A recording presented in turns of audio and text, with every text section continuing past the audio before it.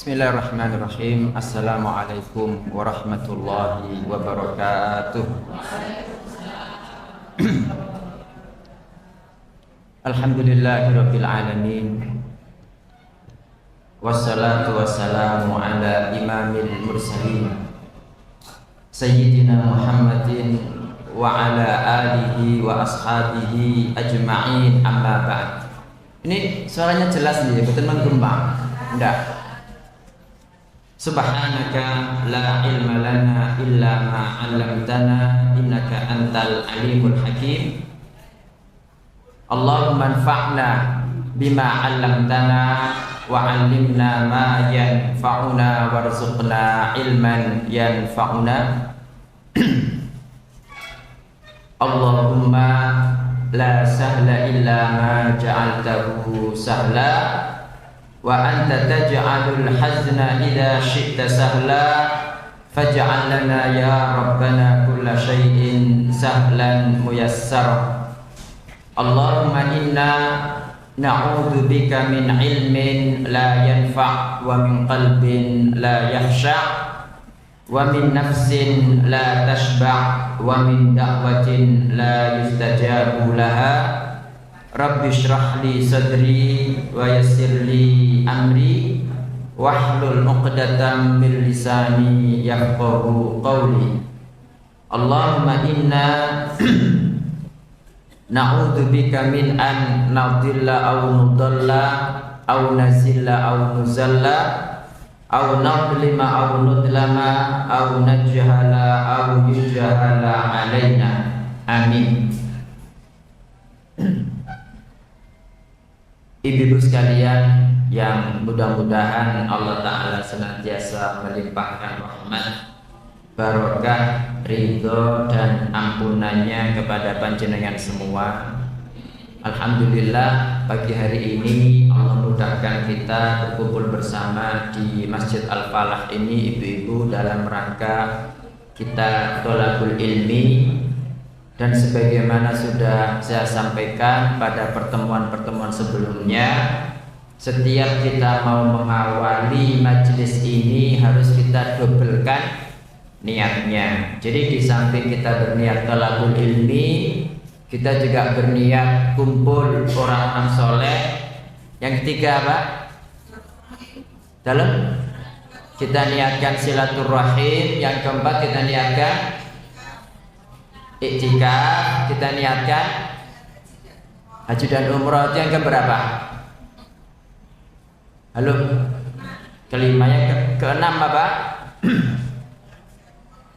Menghabiskan umur kita dalam ketaatan kepada Allah Subhanahu wa Ta'ala. Kemudian apalagi kita niatkan memasukkan rasa bahagia ke dalam hatinya Abah Asrofi, hatinya Mbak Lia, ya kan? Kalau jenengan gak hadir lah nelongso saken gitu loh Bapak Ibu. Oke, terus apa lagi? Tawasul nopo.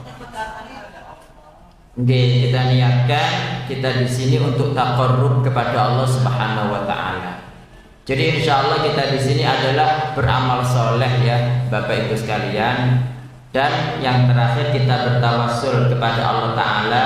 Mudah-mudahan dengan amal soleh yang kita lakukan bersama ini, Allah kelak memasukkan kita bersama-sama dalam surga Firdaus yang paling tinggi tanpa adab maupun hisab. Amin. Oke. Jadi saya menghadap ke sana tidak apa-apa. Tidak apa-apa kalau tidak ikhlas kan jenengan Mbak Lia. Ya bisa lihat di sini nanti jenengan tolong bagian ngeklik nggih. Ya, jadi ibu-ibu pagi hari ini kita tidak membahas masalah toharoh, ya, tapi membahas masalah jin. Barangkali jenengan pengen kenalan sama jin, nah ini caranya. Oke, jadi di sini ada 3 poin ya. Pertama, urgensi belajar ruqyah syar'iyah. Satu, yang kedua mengenal alam jin, karena istilahnya kalau tidak kenal maka tidak sayang. Justru karena orang itu tidak kenal jin itu ya apa, seperti apa gangguannya, Sehingga ketika dia terganggu tidak tahu kalau itu dari jin. Makanya kalau kita belajar kan tahu ibu-ibu ya, kayak dokter misalkan, ini kok begini-begini karena dia belajar, oh rupanya penyakitnya ini, obatnya ini, begitu. Karena ketika kita sudah tahu penyakit, insya Allah tinggal mencari obatnya.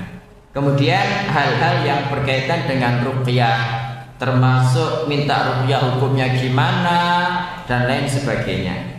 Oke. Halaman berikutnya Mbak Lia. Jadi berkaitan dengan urgensi belajar ruqyah, ibu-ibu ya. Ada sebuah kaidah yang berbunyi mala yatimul wajibu illa bihi fahuwa wajib. Ada perkara wajib ya. Ada perkara wajib. Tapi perkara wajib ini tidak bisa sempurna kalau kita melakukan perkara yang lain. Maka perkara yang lain yang menjadikan perkara wajib sempurna, hukumnya wajib juga. Paham ya? Misalkan sekarang azan zuhur. Ketika panjenengan mendengar azan zuhur, wajibnya apa? Wajibnya apa? Ya sholat zuhur loh. Ya, jadi ketika mendengar azan zuhur, panjenengan wajibnya sholat zuhur. Cuma sholat zuhur ini tidak sah, tidak sempurna kecuali panjenengan berwudu, ya kan? Nah, maka wudu di sini hukumnya menjadi wajib juga. Sama sekarang sholat duha misalnya, sholat duha wajib bukan? Tidak wajib, sunnah. Nah, berhubung saya mau mengerjakan sholat duha tapi tidak ada wudhu, berarti wudhu di sini mengikuti hukumnya sholat duha tadi, yaitu sunnah. Wis aku tidak mau sholat, aku mau belajar di Masjid Al-Falah, tak menjaga wudhu, tidak apa-apa, tidak menjadi masalah, bagus, tapi tidak wajib. Itulah makna ma la yatimul wajibu illa bihi fahuwa wajib. Ya, penjelasnya seperti ini, sudah tadi saya jelaskan ya. Nah, halaman berikutnya Mbak Lia, demikian halnya dengan ruqyah. Ruqyah pakai qaf, bukan ruqyah. Kalau ruqyah melihat bulan, nggih, bukan pula ruqyah. Ruqyah ini pula tetangganya Mbak Lia, nggih. Jadi ada ruqyah, ada ru'yah. Ru'yatul hilal itu pakai ru'yah ya, pakai koma. Kalau ruqyah ini ruqyah pakai qaf qi ya. Kalau ruqyah tetangganya Mbak Lia. Di sini ada yang bernama Ruqyah? Ndak ono paling. Ada. Oh nggih, soalnya wong Jawa paling sing ana tukiem paimo barang ngono paling. Iya. Dalam Bu? Oh nggih. Demikian halnya dengan ruqyah. Iya. Ketika banyak orang meminta bantuan jin, kok ketika banyak orang meminta bantuan jin, iya tak? Iya, punya perewangan, cek kebal, cek cantik, ya kan? Ketika banyak orang mendatangi rumah dukun dan paranormal untuk memenuhi kebutuhannya, kadang-kadang ada masalah, kok buntu gitu. Pasti orang itu kurang pintar, jarang, ya karena memang rata-rata begitu taunya. Sementara itu adalah syirik dan kita berkewajiban mengajak mereka kepada jalan tauhid agar tidak berlama-lama dalam kubangan kotor syirik. Maka kita harus memberikan solusi kepada manusia dengan cara ruqyah syariah. Ketika dia punya masalah dan dia datang ke dukun, kita kan melarang ojo, ya kan? Ketika sampean mengatakan jangan, harus kasih pengganti. Sebagaimana panjenengan misalnya anaknya tidak boleh main HP, kan memang tidak bagus Bu. Jangan tidak boleh titik, harus dikasihkan pengganti, ya. Ya nggak tahu terserah apa penggantinya gitu. Nah ketika panjenengan mengatakan jangan, tidak boleh, kedukun itu syirik, maka harus mendatangkan solusinya, yaitu dengan cara ruqyah syariah agar mereka beralih kepada cara yang benar dalam mengobati gangguan sihir dan jin. Jelasnya poin berikutnya, ketika banyak orang bisa kembali kepada jalan Allah dan bertaubat karena sudah diruqyah, ketika banyak orang mau meninggalkan dukun dan jimat-jimatnya karena sudah diruqyah, dan ini adalah suatu kesuksesan yang nyata, maka kita sebagai seorang mukmin berkewajiban mempelajari yang namanya ruqyah syar'iyah. Itu karena ini salah satu solusi berdakwah. Panjenengan banyak orang ke dukun kan, banyak orang pakai jimat kan. Nah, itu kadang-kadang ya pasti ada gangguannya gitu loh. Dari dukun yang satu ke dukun yang lain. Nah, panjenengan yang tahu dikasih solusi piye sih wong iki cek mari ya kan, biar kembali kepada jalan yang benar, caranya dengan belajar ruqyah. Apalagi Ummul Mukminin Aisyah berkata, apa artinya itu? Ini hadisnya sahih loh Ibu nggih. Jadi kalau ada yang beranggapan dan memang ada pendapat seperti itu, tidak boleh minta ruqyah, nanti nggak termasuk 70.000 yang masuk surga tanpa adab, tanpa hisab. Nah, hadis ini jawabannya, kata Ummul Mukminin Aisyah, Rasulullah Sallallahu Alaihi Wasallam apa? Memerintah saya atau beliau memerintahkan kami minta ruqyah dari penyakit ain. Jadi yang namanya minta ruqyah boleh enggak? Coba saya ngomong enggak boleh. Ayo. Ini hadisnya jelas gitu loh. Dan Bukhari Muslim ya, ini Bukhari bukan Muslim, Bukhari. Amaroni Rasulullah Sallallahu Alaihi Wasallam au amara an nastarqiya minal ain. Beliau juga bersabda, i'ridu alayya ruqakum, ya, tunjukkan kepadaku ruqyah-ruqyah kalian. La ba'sa birruqa, tidak apa-apa dengan ruqyah malam yakun fihi syirkun, selama tidak ada syirik di dalamnya. Ruqyah itu apa sih? Ruqyah itu ya ucapan-ucapan yang baik, doa-doa gitu kan. Nah, kalau itu adalah bacaan Al-Qur'an, kalau itu doa-doa maksur dari Rasul Sallallahu Alaihi Wasallam, kalau itu adalah doa-doa yang baik ya, nggak ada syiriknya, nggak ada minta bantuan setannya, nggak ada maksiatnya, nggak menjadi masalah ibu-ibu gitu. Karena itu saudara, belajarlah ruqyah syar'iyah. Mungkin saat ini belum begitu penting bagi Anda, tapi ketika sudah di masyarakat, nah itu menjadi sangat penting ibu-ibu. Nah, apalagi Rasul Sallallahu Alaihi Wasallam bersabda, ini salah satu cara bagaimana agar panjenengan menjadi orang yang paling dicintai Allah.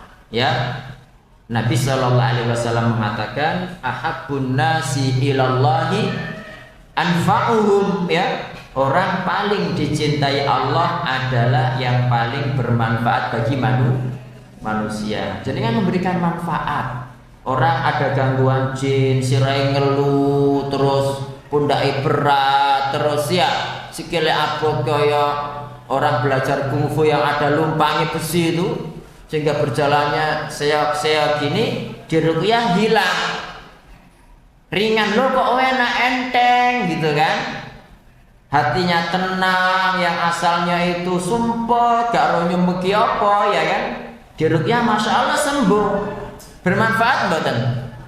Iya, jadi ini masuk di sini, ahabbun nasi ilallahi ta'ala anfa'uhum linnas. Jadi orang yang paling dicintai Allah Ta'ala, yang paling bermanfaat bagi manusia. Panjenengan nggak bisa ngasih manfaat lewat harta, nggak bisa ngasih manfaat lewat kedudukan, lewat jabatan misalnya ya, nggak bisa. Tapi bisanya nulung orang menghilangkan penyakitnya lewat ruqyah, lakukan gitu loh.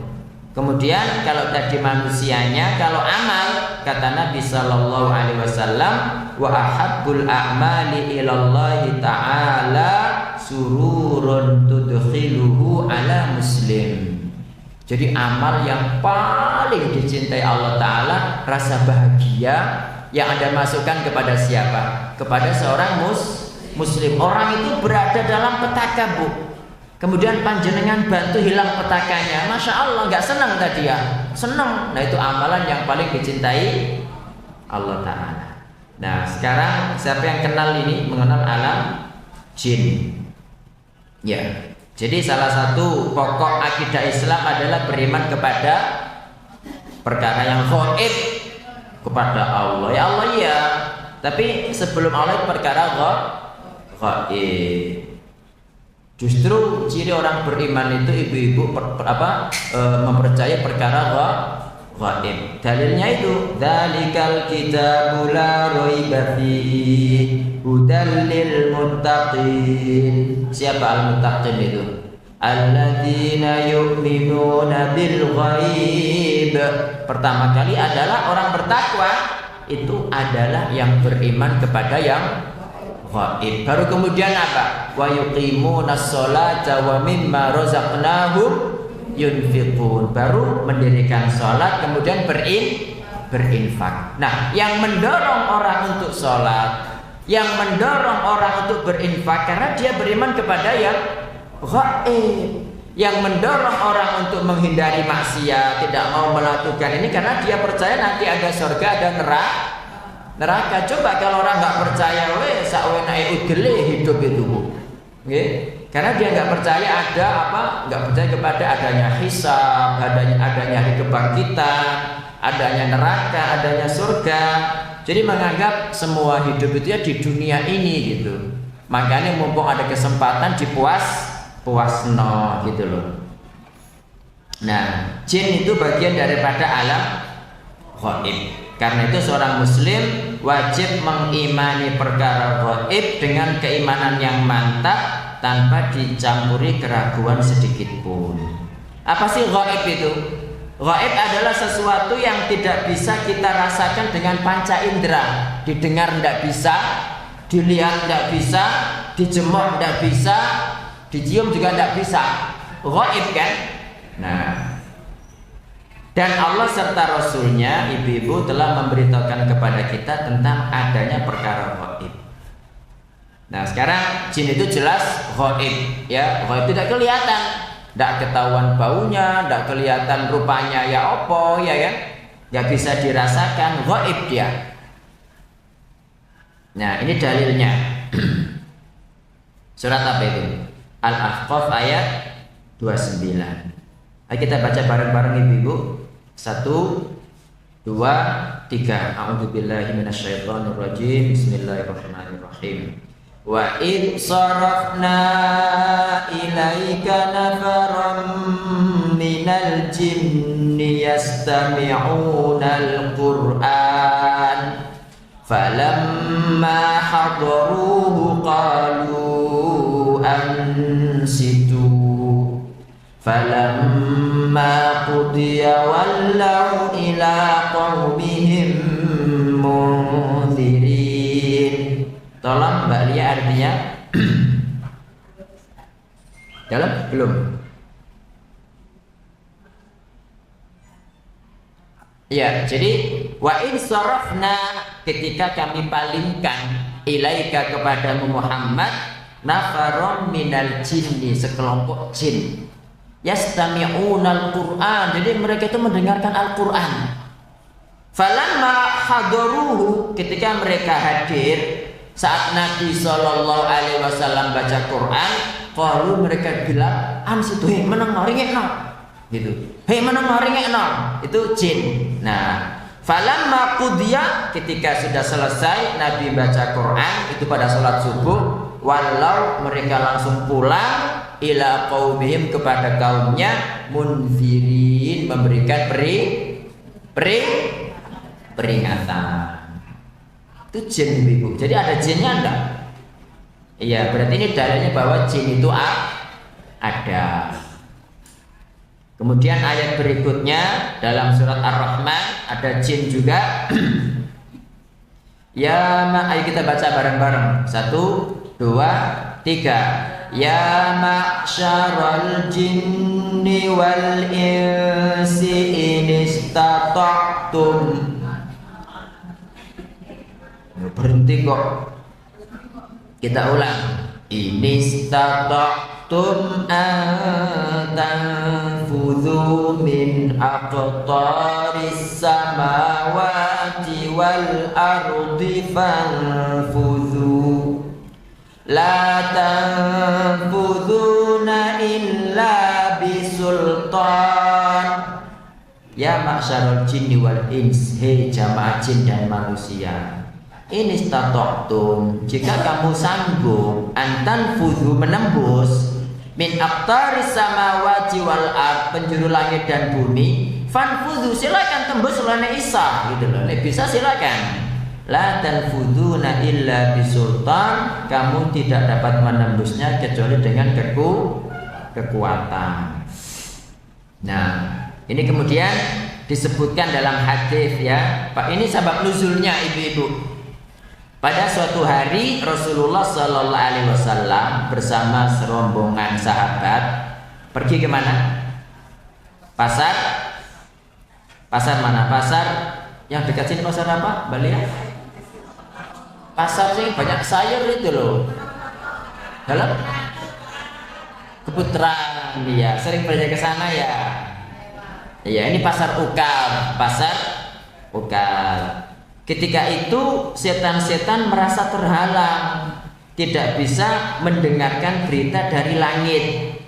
Mereka juga dilempari panah-panah berapi. Jadi dukun-dukun bu, sebelum kehadiran Rasulullah Shallallahu Alaihi Wasallam sakti-sakti. Kenapa? Karena mereka punya pelayan setan-setan yang senantiasa mencuri dengar berita langit. Loh Ustaz, kok bisa mencuri berita langit? Ya memang Allah mentakdirkan seperti itu gitu. Makanya ketika Rasul Muhammad Sallallahu Alaihi Wasallam diutus, itu para jin-jin yang mencuri-curi dengar itu dipanai di api bu, nggak bisa lagi mencuri dengar, gitu loh. Ya, dikatakan ini terjadi hanya saat Rasul Sallallahu Alaihi Wasallam masih hidup. Kenapa? Biar terbedakan mana yang perkataan setan, mana yang Al-Quran. Begitu. Makanya setan ini pada kalang kabut. Akhirnya para setan kembali kepada kaum mereka. Kaumnya bertanya, ada apa dengan kalian? Mereka menjawab, sungguh kita terhalang untuk mendapatkan berita langit dan kita dilempari panah-panah berapi. Jadi mereka tuh numpuk gini bu, tumpuk-tumpukan sampai langit gitu. Hebat kan? Itu salah satu keistimewaan jin. Manusia ya nggak bisa begitu. Ini tumpuk-tumpukan sampai langit. Dan memang ketika mereka berhasil mencuri dengar ya karena Allah mentakdirkan mereka bisa mencuri dengar. Mereka berkata, mahala bainakum wa baina khabaris sama illa syai'un hadath. Tidak ada yang menghalangi kalian untuk mendapatkan berita langit kecuali ada sesuatu ini. Pasti ada sesuatu yang terjadi. Ya wes, pergilah ke timur dan barat. Lihatlah apa yang menghalangi kalian untuk mencuri berita langit ini. Maka sekelompok setan yang pergi ke arah Tihama itu daerah Makkah, mendapati Rasulullah Shallallahu Alaihi Wasallam hendak berangkat ke pasar Ukar, sedang beristirahat di Nakhlah. Apa Nakhlah? Nama tempat. Saat itu beliau bersama para sahabat melaksanakan sholat subuh. Ketika mendengar bacaan Al-Quran yang dibaca Nabi, mereka menyimak dengan seksama. Lalu satu sama lain berkata, oh ini sing barai kita tidak bisa mencuri dengar itu. Nah, ketika kembali kepada kaumnya, mereka berkata, ini qul uhiya ilayya annahu istama'a nafarum minal jin. Bukan itu. Mulai faqalu inna sami'na qur'anan ajaba. Jadi ucapan jinnya itu ibu-ibu mulai inna sami'na qur'anan ajaban yahdi ila rusdi fa'amanna bihi walan nusyrika bi rabbina ahada. Inna kita sami'na mendengar Qur'anan ajaba, Quran yang ajaib. Ya. Yahdi ila rusdi, dia menunjukkan kepada kebenaran. Fa'amanna bihi, maka kita beriman. Walan nusyrika bi rabbina ahada, dan kita tidak akan musyrik kepada Allah. Kemudian Allah menurunkan surat jin ini. Ya, surat Al-Jin. Jadi ini dalil bahwa jin ada apa tidak ada? Jadi namanya gaib itu berarti tidak kelihatan. Dan Islam itu harus beriman kepada gaib. Islam itu berdasarkan kepada Quran hadis, tidak berdasarkan kepada akal. Kalau kita pakai logika, wong jin ndak kelihatan, ngapain kita beriman, ya kan? Karena akal itu hanya mengimani yang kelihatan. Sudah jelas ya Ibu. Sekarang asal penciptaan jin. Jin itu diciptakan dari nyala api. Ya.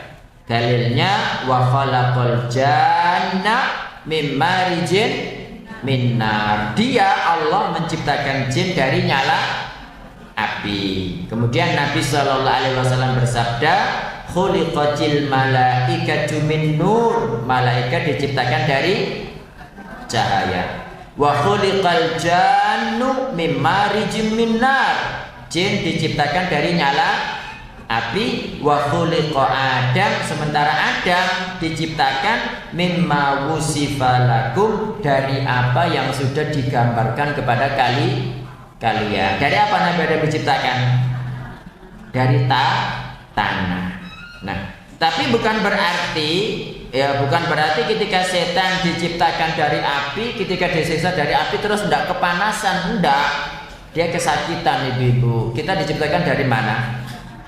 Dari tanah, dari saripati tanah, dari mani kan. Tapi dia disawat botol kesakitan, sama kan?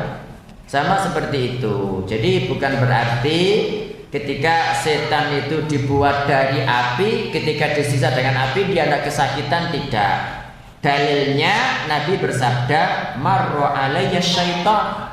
Setan lewat kepadaku, ganggu beliau sholat di Masjid Nabawi, Bapak Ibu. Jadi jangan dikira setan itu nggak bisa masuk masjid, bisa. Ya, marra alayya syaitan, setan melewatiku ketika sholat, ganggu. Fa akhadtu, maka tak pegang. Fa khanaqtu, tak cekik. Hatta inni la ajidu barda lisanihi fi yadayya. Jadi dicekik dengan dua tangan Rasul Sallallahu Alaihi Wasallam hingga aku dapati rasa dingin lisannya di kedua tangan. Seperti kan gitu kan, hak melet. Faqala, setan berkata, aujaktani, hei kon lo, gara aku kesakitan, kesakitan. Jadi setan kesakitan, Bu. Gak ada yang namanya setan sakti, itu tidak ada. Dukun sakti itu tidak ada. Yang sakti itu Allah Subhanahu wa Ta'ala. Nah, adanya orang-orang kok kemudian berkeyakinan tidak bisa mengalahkan setan, karena sejak awal itu dia meyakini setan itu sakti, nggak mungkin kalah, gitu loh. Yahudi, ya kan semua orang itu mengatakan Yahudi itu hebat, paling canggih segalanya. Tiba digempur ya mati kabeh, gitu kan? Ya, gitu loh Ibu. Karena itu Allah menyebutkan dalam Al-Quran bahwa manusia dibakar dalam neraka bareng dengan jin, dan semuanya kesakitan. Apa dalilnya? Udkhulu fi umamin qad khalat min qablikum minal jinni wal insi finnar. Masuklah kalian fi umam, di dalam atau bersama umat-umat yang sebelum kalian, baik dari jin dan manusia, dalam neraka. Na'udzubillah. Jelas nggih Ibu? Sekarang macam-macam jin. Jadi kata Nabi Shallallahu Alaihi Wasallam, al jinnu thalathatu asnaf. Jin itu 3 macam. Sinfun lahum ajniha. Sekelompok mereka punya sayap. Yatiruna fil hawa, yang terbang ke sana kemari di udara. Wasinfun hayyatun wakilabun, dan kelompok hayat itu ular, wakilabun, kilab itu anjing. Itu kalau jengking itu salah itu. Jadi kalau jenengan punya bukunya dan tertulis kalau jengking diganti anjing, kilabun anjing, wasinfun, dan kelompok ketiga yahilluna wa yad'anun, ya, mereka ada yang suka bertempat tinggal, menetap di satu tempat, ada yang suka pindah-pindah. Itu macam-macam jin. Lah terus gimana kok ada sundel bolong, ada genderuwo, ada suster ngesot, apalagi ada toyol? Itu cuma apa ya? Itu cuma pencitraan tok, Bu. Enggak, pencitraan. Buktinya itu kalau jin Jawa, ini jin Korea lah gak begitu jadi vampir, ya kan? Nek di Amerika bentuknya kayak begitu, itu cuma pencitraan, dia menjelma tok. Jin laki-laki bisa menjelma jadi perempuan, perempuan bisa menjelma jadi laki-laki, jelma jadi manusia, bisa pencitraan tok gitu loh. Jadi jin itu ya tidak keluar dari 3 macam ini. Gak ada jin kemudian sak gunung, jin itu ular apa? Ini ular iya, jin itu pokoknya intinya jin itu seperti ini. Adapun kalau panjenengan mendapatinya seperti apa, oh berarti itu dia nyepo, dia menjelma untuk pencitraan biar ditakuti gitu loh. Menjelma jadi manusia bisa, jadi panjenengan bisa bu gitu. Makanya kadang-kadang orang itu ya jangan terlalu percaya mimpi. Ya kadang-kadang kita percaya itu, cuma kalau percaya didatangi siapa didatangi mungkin nek perempuan itu didatangi laki-laki ganteng, bangil, cupan. Woi, jangan dikira itu bukan jin-jin itu. Makanya Nabi mengatakan kalau kalian bermimpi aku, Nabi Shallallahu Alaihi Wasallam, maka itu Nabi beneran. Tapi kalau selain Nabi tidak bisa jamin, gitu loh. Sekarang tempat tinggal jin dan makanan jin. Bangsa jin, ibu-ibu lebih memilih tinggal di tempat yang tidak dihuni manusia. Jadi setiap ada rumah kosong, sekolahan kosong, rumah sakit terutama kosong, malam, itu wakil jini. Pokoknya yang kosong-kosong itu seperti padang pasir, hutan, rumah kosong dan lain sebagainya. Jadi setiap tempat yang kosong pasti dihuni jin. Makanya anak pian jangan dulu dekat-dekat ke sana, gitu. Karena kalau suka main ke sana pasti dia dimeloi, gitu loh. Akhirnya lo anakku guyu dewe. Anakku kok seneng dewe dolanan ijenan, bahaya itu bu. Berarti jin apa? Dia mainnya dengan bangsa jin, bukan dengan bangsa manusia. Ada juga yang tinggal di tong sampah, tempat pembuangan kotoran ya, karena dia mencari makanan di sana. Di antara jin tersebut ada yang tinggal bersama manusia, bersama sampeyan bu ada. Ya. Di rumah mana ada ini langsung Nabi bersabda. Ini dalil bahwa di rumah kita itu ada jin. Inna lihadihil buyuti awamir. Sesungguhnya rumah-rumah ini mempunyai penghuni dari jin. Fa idza ra'aitum syai'an minha, jika kalian melihat sesuatu darinya, bo tiba iki kok srek melaku dhewe ya. Atau kok keran iku mesti tak pateni kok buka dhewe meneh. Atau lampu kok nyala sendiri gitu kan. Ada yang ketuk-ketuk atau ada ular. Nah, kata Nabi, faharriju 'alaiha salasan. Apa? Beri peringatan 3 kali. Terus pun di Ustadz ngasih peringatannya, ya begini, atas nama Allah jin, ojo macem-macem nang miri, ojo ganggu. Nah, 3 kali. 3 kali bisa langsung diucapkan atau hari ini, besok lagi, kemudian lusa. Jadi peringatkan 3 hari. Fa in dzahaba, insyaallah setelah 3 hari itu pergi dia. Ya. Cuma masalah jenengan gak wani loh masalahnya. Nang kono. Padahal jin itu nanti takut kepada manusia, Bu, jin itu. Cuma sampean medeni. Makanya tambah buaya dia. Fa harriju 'alaiha salatan. Engko pas-pas, hei jin, kamu tak peringatkan nang metuwa tibake nyepo. Nggih.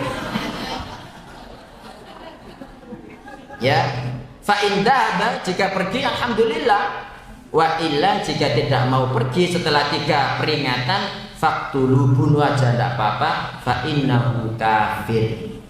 Jadi karena dia itu kufur, kafir, dia pengen ganggu atau memang dia pokoknya membawa keburukan.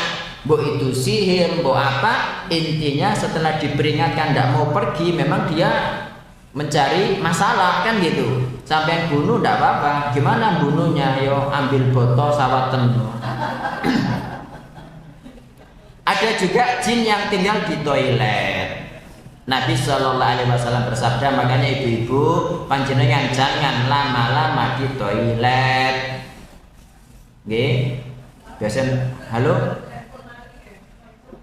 Dalam Bu? Napa Bu? Lho jan pun sepur, sing nom-nom ku suwi basae. Inna hadhil khusyusha muhtadharah, kata Nabi sallallahu alaihi wasallam. Sesungguhnya tempat-tempat pembuangan kotoran ini dihadiri oleh jin. Fa idza arada ahadukum an yadkhul, makanya jika seseorang dari kalian hendak masuk, bacalah Allahumma inni a'udzubika minal khubuthi wal khaba'is. Itu kan jin betina, jin jantan. Nggih. Jadi awalnya itu jenengan baca bismillah, di luar bismillah Allahumma inni a'udzubika minal khubuthi wal khaba'is, baru masuk melepas gitu loh. Nah, karena yang menghalangi aurat kita dipandang oleh setan adalah bismillah, gitu Bu. Jangan diucapkan ketika sudah di dalam, nggak boleh zikir di dalam toilet. Satu, yang kedua, ya toilet itu diusahakan bersih, diusahakan harum biar nggak kerasan setannya. Karena setan itu kan suka tempat-tempat kotor, bau gitu kan. Yeah. Nah itu hadis ini menjadi dalil bahwa jin menyukai tempat-tempat yang kotor, baik secara maknawi maupun lahir. Secara maknawi jin menyukai tempat maksiat, secara lahir jin menyukai tempat yang kotor dan najis. Beda dengan malaikat. Malaikat di sini banyak Bu, setan tidak kerasan karena malaikat juga ketaatan kepada Allah Ta'ala. Malaikat juga yang harum-harum, kebalikan setan. Okay. Kemudian bangsa jin juga bertempat tinggal dalam lubang. Makanya kita tidak boleh pipis di lubang. Ini lubang kloset, nah kan memang lubang untuk itu Ibu. Ini lubang yang di bawah pohon, lubang yang di sawah-sawah, di goa gitu loh. Okay. Nabi mengatakan la yabulanna ahadukum fi juhar. Sekali-kali seseorang dari kalian jangan pipis di lubang. Orang-orang bertanya kepada Qatadah, wa ma yukrahu minal bauli fil juhri. Memangnya kenapa kok nggak boleh kita pipis nang lubang? Kata Qatadah, itu tempat tinggal, itu rusuhnya jin. Nah, makanya pernah itu Bu, jin itu ngamuk. Gimana wong saya enak tidur dipipisi? Ya gak salah jin. Ya. Nah, itu tempat tinggalnya. Sekarang makanannya ya. Kalau jin muslim itu memakan tulang yang dibaca bismillah. Setiap jenengan makan tulang, bakso atau bakso nggak ada tulangnya ya, tetelan itu atau asem-asem balungan atau apa, baca bismillah, itu nanti jadi makanan jin Ibu. Ini jadi makanan jin. Sementara yang tidak dibaca bismillah, maka makanan jin kafir. Kalau jin kafir itu apapun dimakan, bisa darah, bisa bangkai, bisa manusia mati. Makanya kan kadang-kadang kan ada mayat hilang, kok dia del-delnya ini itu jin yang makan Bu. Ya karena ada apa hubungan kontrak gitu loh, akadnya ya opo nggak tahu pokoknya. Kalau jin kafir itu sama seperti orang kafir itu apapun dimakan, nggak peduli apa ini halal apa haram begitu. Ya. Nah ini Nabi bersabda kepada bangsa jin, lakum bagi kalian kullu admin, setiap tulang dzikirasmullahi alaihi, yang dibacakan nama Allah atasnya. Jadi mereka itu enak bukan pakai kerja gitu loh. Jadi kalau kita baca bismillah makan tulang, langsung datang sendiri ke mereka, yaqa'u fi aijikum, langsung dia tuh hadir di tangan kalian. Au faroma yakunu lahman, lebih enak daripada dagingnya manusia gitu. Maksudnya daging yang dimakan manusia. Wa kullu ba'rotin, dan setiap kotoran binatang, kotoran sapi, kotoran kambing, ya, kotoran binatang ternak, alafun makanan lidawabikum, bagi binatang-binatang kalian. Jadi jin itu ada yang wujudnya seperti manusia, ada mereka juga seperti binatang. Cuma binatangnya bisa ngomong Bu, gitu. Masih bebek, masih ulat bisa ngomong jin itu. Ya, jadi kalau makanya kita kan nggak boleh ya. Kita nggak boleh beristijmar pakai kotoran binatang. Kenapa? Karena itu makanan jin. Padahal jin tidak kelihatan kan itu ya. Itu Nabi memerintahkan kita untuk menghormati mereka. Padahal tidak ketok. Mestinya yang maksud, apalagi yang ketok gitu loh. Untuk saudara kita yang kelihatan itu lebih dimuliakan. Karena sing ndak ketok aja kita diperintahkan berbuat seperti itu. Yang keempat, ibu-ibu, jin mampu menjelma dan berubah bentuk. Ini jelas. Jadi ceritanya ya, saya cerita aja. Abu Hurairah itu dipasrai Nabi Shallallahu Alaihi Wasallam menjaga harta zakat fitrah. Tiba-tiba ono maling nyolong itu bu, orang tua dicekel di Abu Hurairah kan. Kamu ini nyolong tak bawa ke Nabi. Oh jangan aku wis tua banyak anak gitu kan, saya nggak akan balik, wis tolong lepaskan saya. Dilepaskan. Besoknya Abu Hurairah Abu Hurairah berjumpa Nabi dan Nabi bertanya, apa yang dilakukan tawananmu tadi malam? Abu Hurairah cerita, Nabi mengatakan nanti malam ulah teko meneh gitu. Betul, karena Nabi mengatakan demikian, dikiting ke Abu Hurairah. Oh temenan nih, Nabi gak mungkin bujuk kan. Dia datang yang kedua, ya ngomong yang sama. Abu Hurairah tidak tega, balik lagi, dilepaskan dia sampai 3 kali. Ketika kali ketiga, wis kamu sudah bujui, katanya nggak balik sampai 3 kali. Ketiga kali kamu nggak akan tak lepaskan, tak bawa kepada Nabi Shallallahu Alaihi Wasallam. Dia bilang, wis tolong lepaskan saya, kamu tak ajari satu hal. Nah apa itu? Yaitu ketika kamu mau tidur, kamu baca ayat kursi, Allah pasti kirim malaikat yang menjagamu sampai pagi. Nah, terus Abu Hurairah menyampaikan itu kepada Nabi Shallallahu Alaihi Wasallam. Nabi mengatakan ini, ya ama innahu qad shadaqaka, dia berkata jujur benar. Wa huwa kadzubun, padahal itu tukang dusta. Jadi penipu tapi ngomongnya bener ini kali ini ya. Kamu tahu enggak sapa sing selama 3 hari ini nemui kamu wahai Abu Hurairah? Itu adalah syaitan. Bisa menjelma enggak? Bisa. Nah ini ada hadis lain ya, jinnya itu menemui Ubay bin Ka'ab ya, menemui Ubay bin Ka'ab, nyolong lah. Jadi jin itu sebenarnya suka mencuri, ibu, suka mencuri. Makanya kalau di rumah itu ada banyak barang hilang, itu kan kadang-kadang marani mbok ponakane, mbok sapa, ya itu bisa-bisa jin yang mencuri gitu. Ya. Ibnu Taimiyah itu yang ceritanya Ubay bin Ka'ab, jenengan baca sendiri, yang intinya jin itu bisa menjelma. Ibnu Taimiyah rahimahullah berkata, anjing hitam adalah setan-setan yang berwujud anjing. Makanya kalau ada anjing hitam meges itu suruh bunuh, itu setan. Apalagi sing ono kayak pentil gitu di matanya itu setan itu. Disuruh bunuh. Ya. Bangsa jin sangat sering menjelma dalam wujud anjing hitam. Ini yang hitam meges, ibu-ibu. Bukan putih, belang hitam, enggak. Bukan coklat, bukan merah, bukan putih, tapi hitam khusus ya. Nah, juga dalam wujud kucing hitam. Ini kelinci hitam tidak. Ya, kucing hitam. Karena warna hitam sangat mengumpulkan kekuatan setan dibandingkan warna yang lain. Di sisi lain, pada warna hitam terdapat daya panas.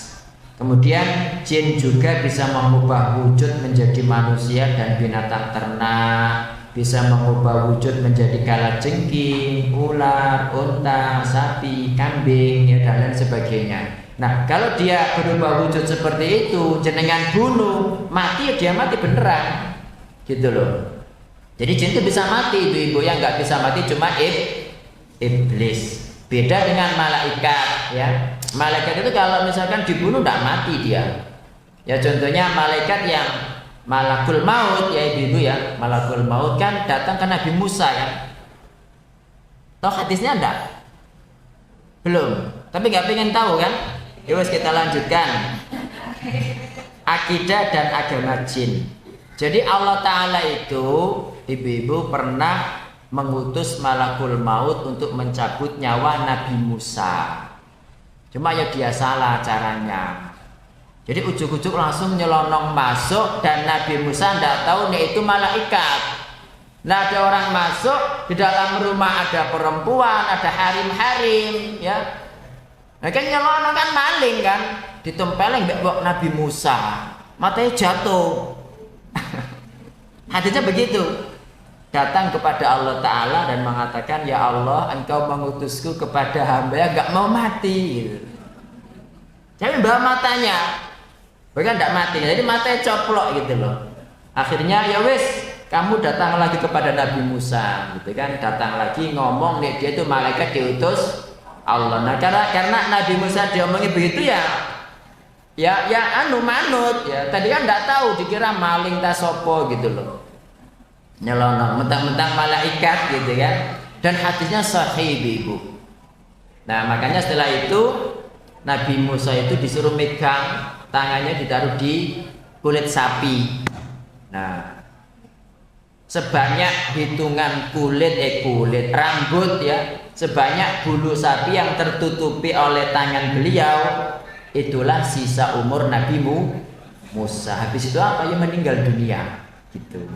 Itu ceritanya seperti itu. Jadi kalau malaikat tidak mati, tapi kalau jin misalkan nyepo jadi kucing, jenengan bengkolang diulek-ulek watu, cetet kena dase mati dia. Gitu loh. Jadi, cuma ya kadang-kadang ya teman-temannya Pak Li ponane nggak terima gitu. Biasa habis itu langsung kesurupan sing nyawat watu mang gitu. Nggih. Makanya ini apa-apa itu baca bismillah. Ibu-ibu kan suka banyu panas dibuat menjoboso, ono apa dibuat serot, itu kan kena jin, ono aneh jin dulinan, pesawat neker kan sakit dia. Itu karena jenengan nggak baca bismillah. Makanya kalau mau buang apa-apa baca bismillah, mau buang air panas ke kloset baca bismillah, tapi di luar atau dalam hati minimalnya, baru buang nggak apa-apa. Ya begitu, karena berjalan dimanapun juga begitu. Kan banyak ibu-ibu itu kadang-kadang seneng pelesiran ya, rekreasi ke sana, naik gunung kemana, ono sing mulai dibek kesurupan. Nah karena gitu, ketika sampai di sana kan itu kan bukan tempatnya manusia, gunung, gua, kali, sungai itu bukan tempat manusia, tempatnya jin. Apalagi tempat-tempat yang biasa digunakan orang untuk bertapa, ya itu berarti tambah banyak jinnya gitu loh. Kalau jenengan tidak baca bismillah main ke sana, oh kena gitu.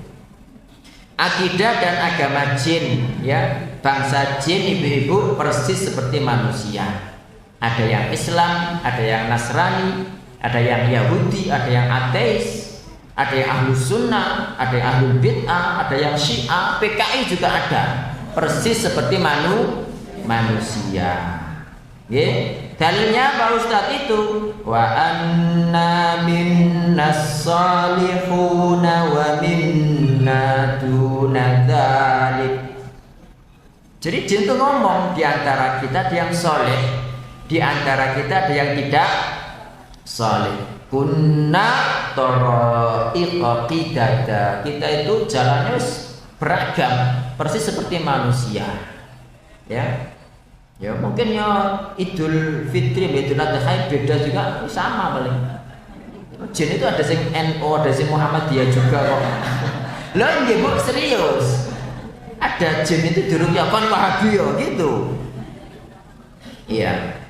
Jin tidak bisa dilihat manusia normal. Ini kaidah. Nah, kalau panjenengan kok ngaku bisa melihat jin, ya berarti ini di luar kaidah. Berarti itu punya kelebihan Bu. Kelebihan apa? Kelebihan jin harus banyak dikurangi.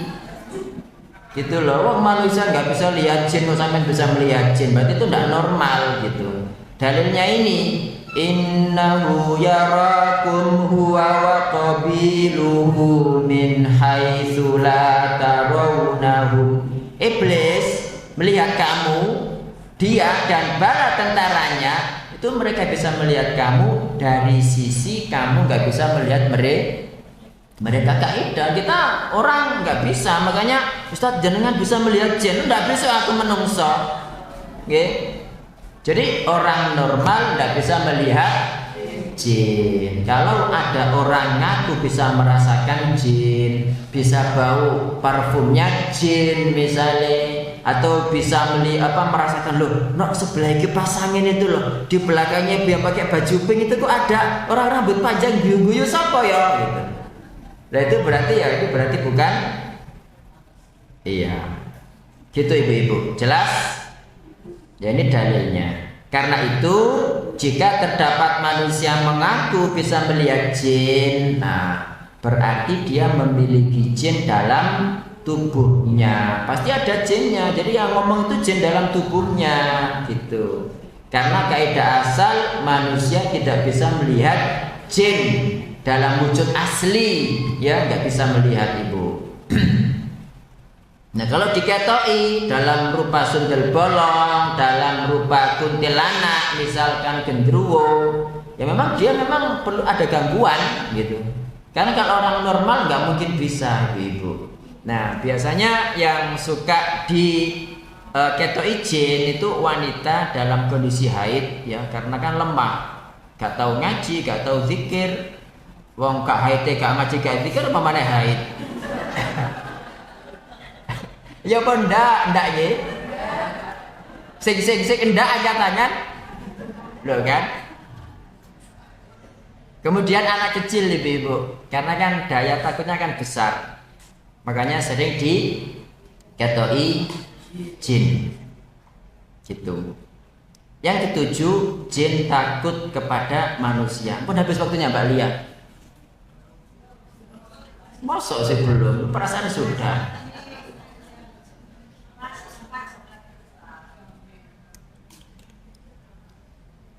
Yang ketujuh, jin takut kepada manusia. Karena manusia lebih mulia ibu.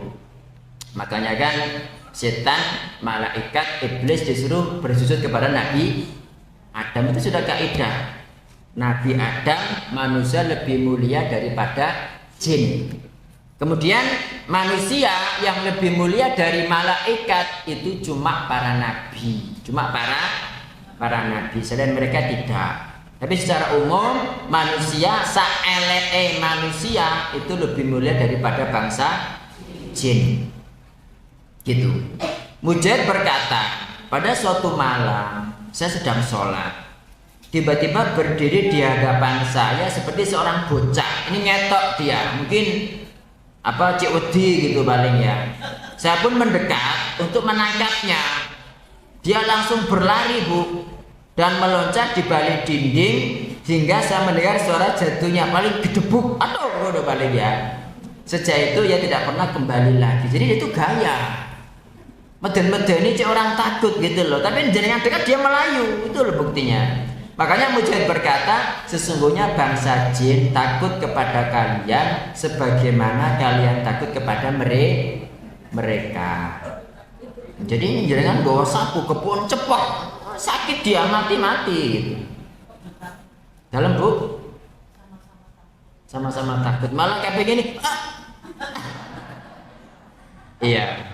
Itu dulu pernah ada tetangga saya Kristen, katanya di rumahnya itu ada kayak kuntilanak gitu loh. Dia bilang siapa mau dipukul, tiba-tiba dia nggak bisa bergerak katanya. Saya guyu aja. Oh nggih Pak. Iya. Juga berkata, setan lebih besar rasa takutnya kepada kalian daripada seseorang dari kalian kepada mereka. Intinya ibu-ibu, jin itu lebih besar takutnya kepada manusia. Jadi mereka menggertak toh. Ini jenengan hadapi Melayu dia, kayak Yahudi loh. Nggih. Wani ini ngebom dari jauh, ini depan nggak wani dia, pengecut toh. Ya. Demikian itu karena Allah telah memuliakan Bani Adam. Itu dalilnya. Walaqad karramna Bani Adam. Sungguh kami telah memuliakan Bani Adam, bukan Bani Jin. Yang ketujuh, jin bisa mati. Ya, jangan dikira jin itu sakit, bisa mati bu. Jin itu disembelih bisa.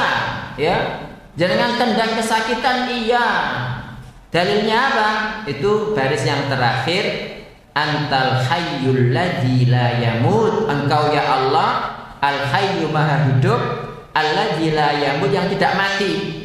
Wal jinnu wal insu apa? Yamutun. Sementara jin dan manusia mati. Kemudian hukum membunuh jin ya sama dengan membunuh manusia. Nah, ini nggak ada alasan apa-apa kenapa kok dibunuh ya kan. Tapi kalau mengganggu sebagaimana manusia merampok misalnya, kalau memang kita membela diri kita membunuh dia, ya kita nggak bersalah, salah dia gitu loh.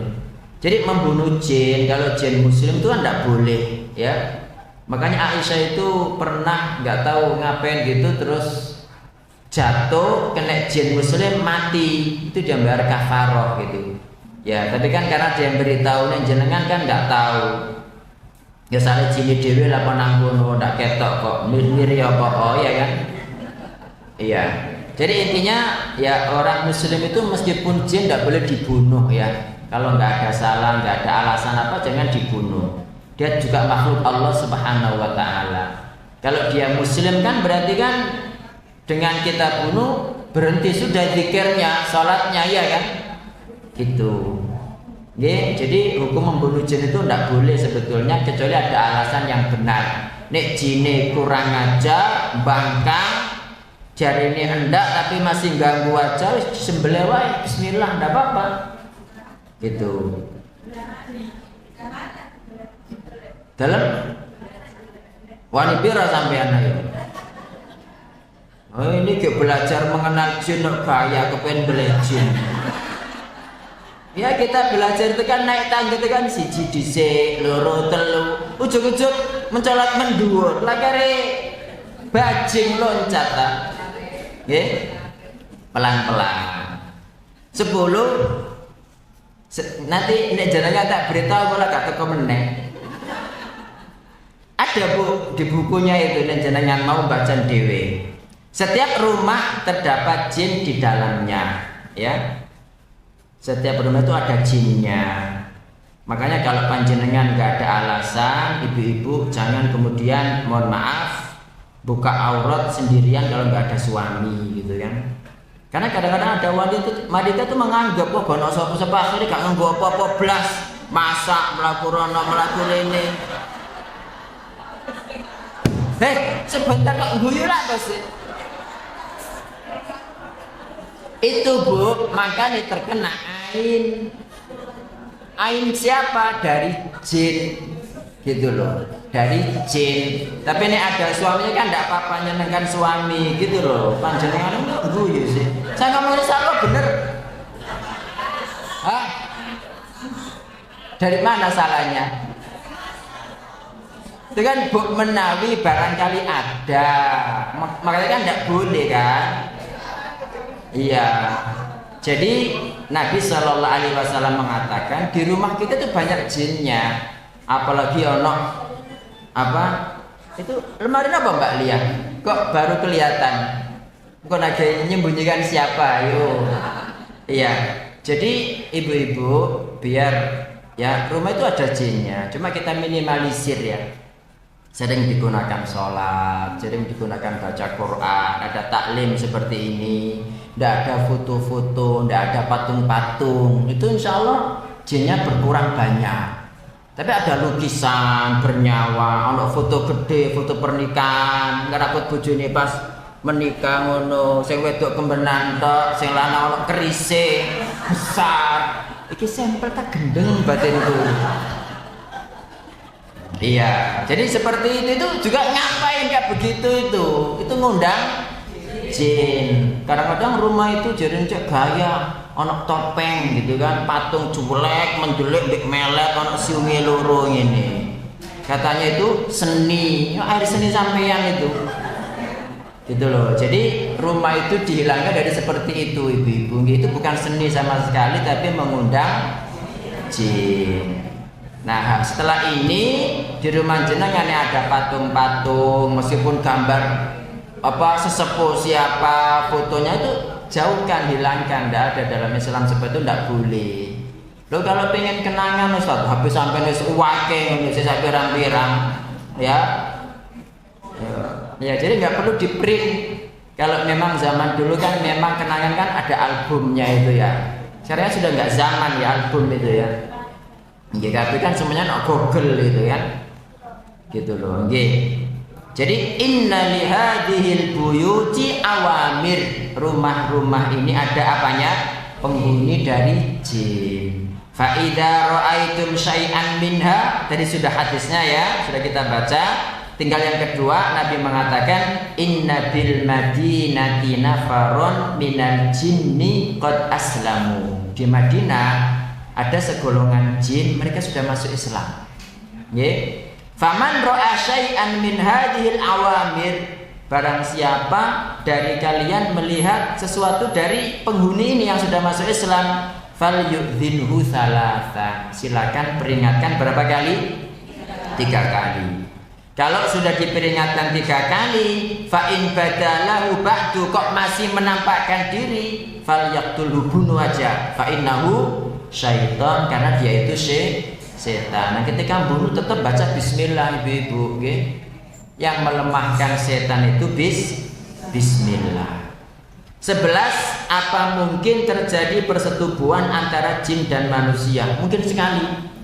Mungkin sekali. Dalilnya itu kan baris kedua, Rabbana stamta'a ba'duna bi ba'di wa balaghna ajalana alladhi ajjalta lana. Rabbana wa Rabb kami, istamta'a ba'duna bi ba'din. Apa istamta'a ba'duna bi ba'din? Sebagian dari kita itu mengambil kesenangan dari sebagian yang lain. Jadi ada persetubuhan antara jin dan manusia. Terus dalil yang lainnya tentang bidadari, Allah mengatakan fihinna qasiratut tarfi lam yatmithunna insum qablahum wala jan. Ya, di dalam surga terdapat bidadari-bidadari yang masya Allah sopan, menundukkan pandangannya, itu qasiratut tarfi. Kemudian lam yatumithunna insun, tidak pernah disentuh oleh manusia maupun jin. Jadi bersih gitu. Jadi ibaratnya diberikan kepada penghuni surga yang laki-laki itu masih dikemas gitu. Kata Allah tidak pernah disentuh sebelum mereka, baik oleh jin maupun manusia. Nah, panjenengan sebelum berhubungan suami istri itu kan berdoa bismillah Allahumma jannibna syaitan wa jannibis syaitan ma razaqtana. Tujuannya apa? Biar setan tidak ikut-ikutan di situ.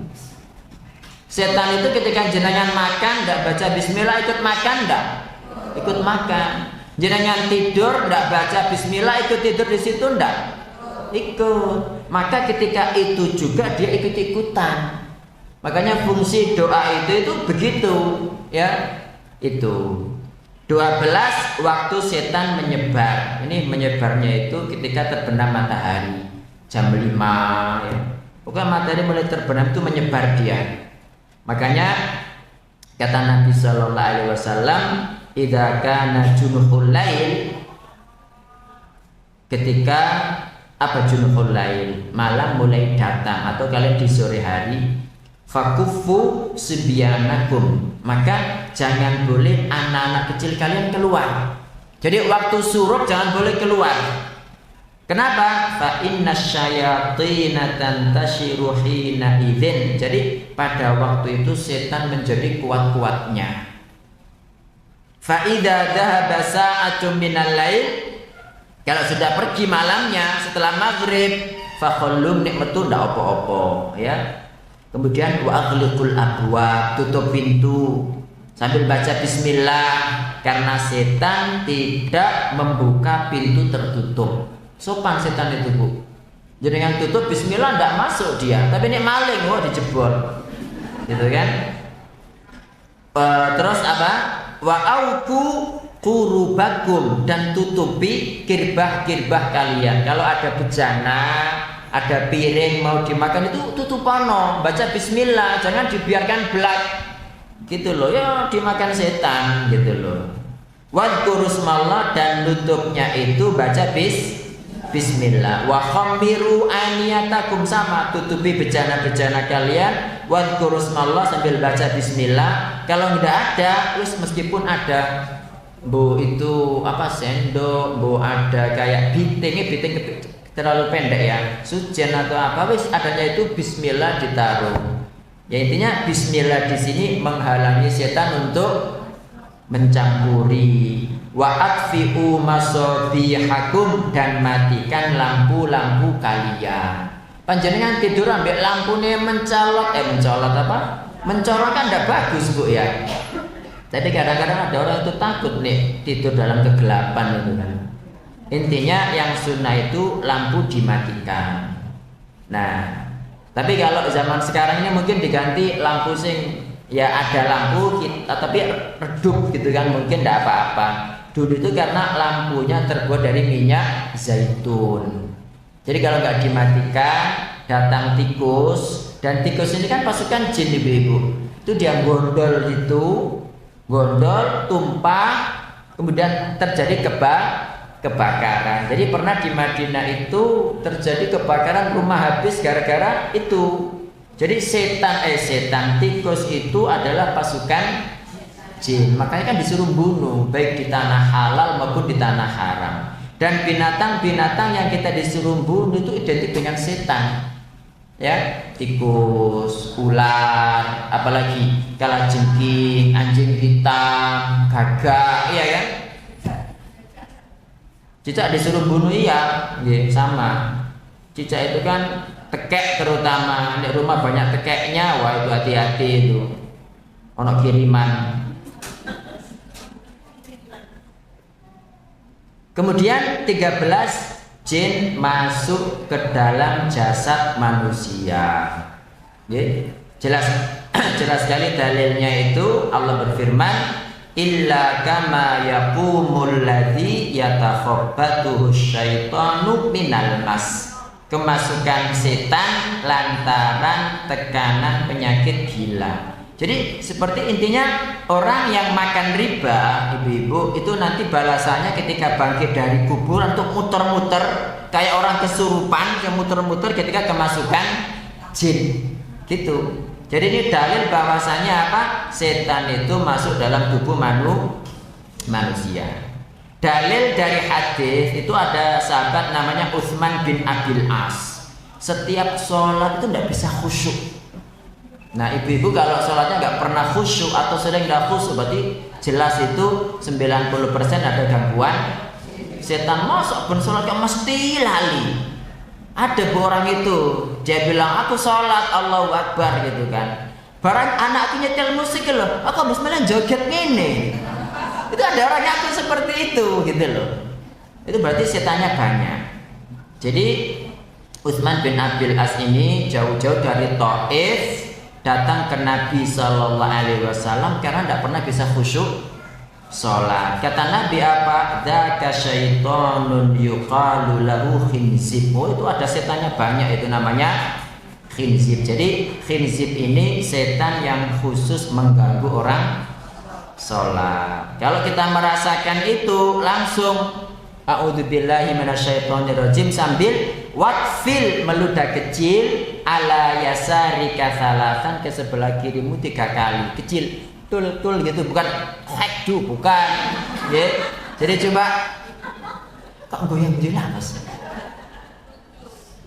Jadi wakfil itu meludah kecil dikit, a'udzubillahi minasyaitonirrajim tuh 3 kali. Nggih. Seperti itu pula kalau panjenengan mimpi buruk bu, ketindihan, tolong Pak lihat, tapi gak bisa metu suaranya.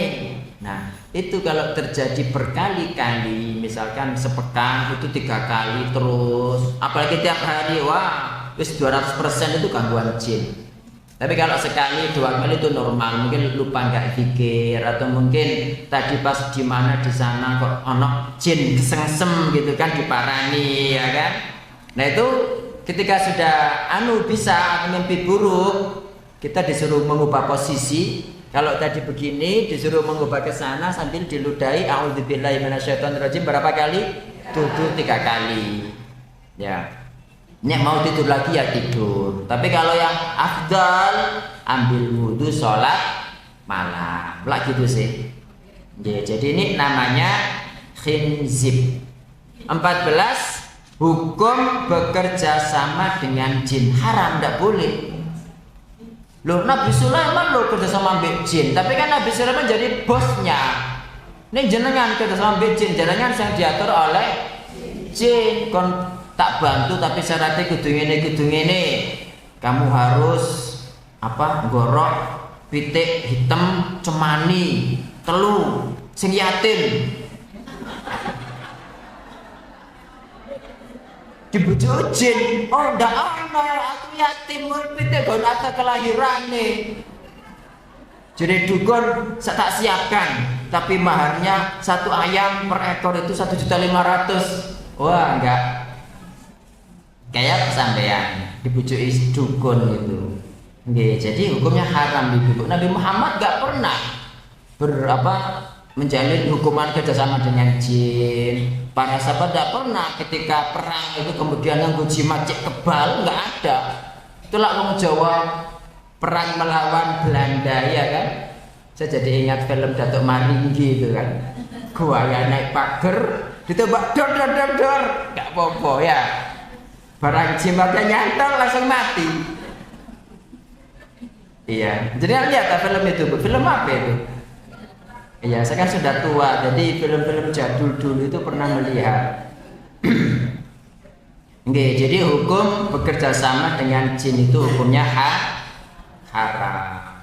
Dalilnya ini, wa annahu kana rijalun minal ins. Ada laki-laki golongan manusia ya'udzuna birijalim minal jin.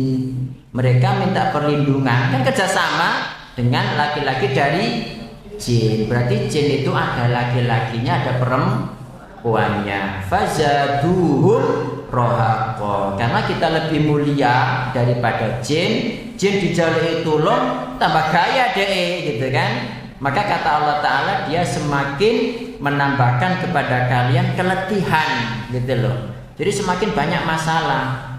Itu maknanya. Jadi kalau panjenengan misalnya pokoknya kerjasama dengan jin, pasti efek sampingnya banyak.